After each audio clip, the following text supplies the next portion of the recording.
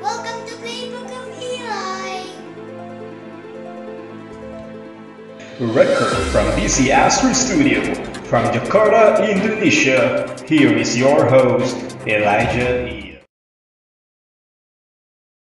If it's your first time visiting our channel, please subscribe and like our video. Now let's begin. Si Presidente Zelensky ng Ukraine ay nakakuha ng pagkilala sa buong mundo bilang pinuno ng digmaan ng kanyang bansa nitong kamakailang pagsalakay at kasulukuyan pananakop ng Russia na nakakuha ng pansin at simpatiya sa buong mundo. Sa ilang world historian, inihahambing siya ngayon kay Winston Churchill ng UK noon World War II. Siya ay malawak na inilarawan bilang isang pambansang bayani o isang global hero mula sa maraming iginagalang na komentarista ng iba't ibang news agency, kabilang ang mga publikasyon na patuloy na nag-uulat ng kanyang matapang na pagtugon sa pagsalakay ay nakatanggap ng papuri kahit na mula sa mga naunang kritiko at mga kalaban sa politika. Nagambag siya sa panibagong kamalayan sa patriotismo at pangunawa sa mabigat nilang kinasasangkutan laban sa higanteng Russia at ang katanggaling presidente si Vladimir Putin. Sino ba siya talaga? Alamin natin ang ilan impormasyon bago ang magalot na kinabibilangan ng digmaan ngayon sa Europa.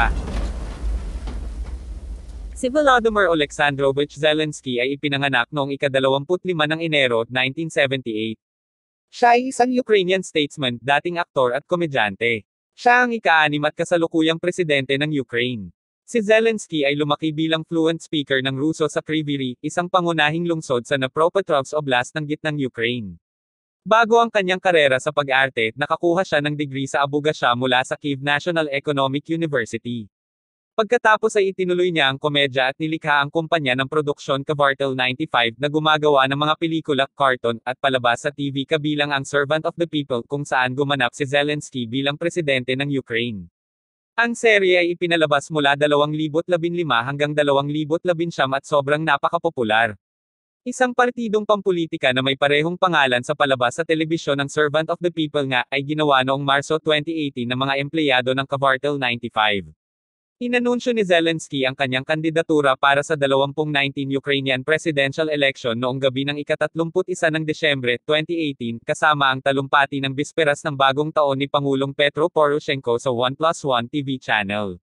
Isang political outsider, naging isa na siya sa mga nangunguna sa mga botohan ng opinyon para sa halalan. Nanalo siya sa halalan na may 73.2% ng boto sa ikalawang round na tinalo si Poroshenko. Sa pagkilala bilang isang populist, inilagay niya ang kanyang sarili bilang isang anti-establishment, anti-corruption figure. Bilang Pangulo, si Zelensky ay naging tagapagtaguyod ng e-government at pagkakaisa sa pagitan ng mga bahagi ng populasyon ng bansa na nagsasalita ng Ukrainian at nagsasalita ng Ruso. Ang kanyang estilo ng komunikasyon ay lubos na paggamit ng social media, partikular ang Instagram. Ang kanyang partido ay nanalo ng napakalaking tagumpay sa isang snap legislative election na ginanap immediately pagkatapos ng kanyang inaugurasyon bilang Pangulo.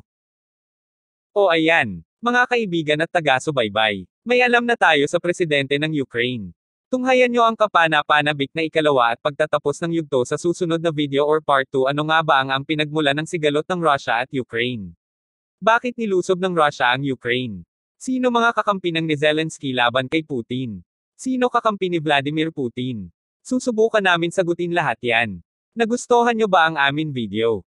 Mag-comment lang. Huwag kalimutan mag-like at mag-subscribe sa channel namin. Paki-check na rin ang merchandise namin o maging tagatangkilik na manunood namin. Malaking bagay po ang inyong after sa mga maliliit proyekto namin tulad ng charity at ilan reach out o serbisyong bayan. If you want to buy, scan the QR code here. So, what are you waiting for? Get that shirt and buy it for my charity. Thank you for listening and spread the good news.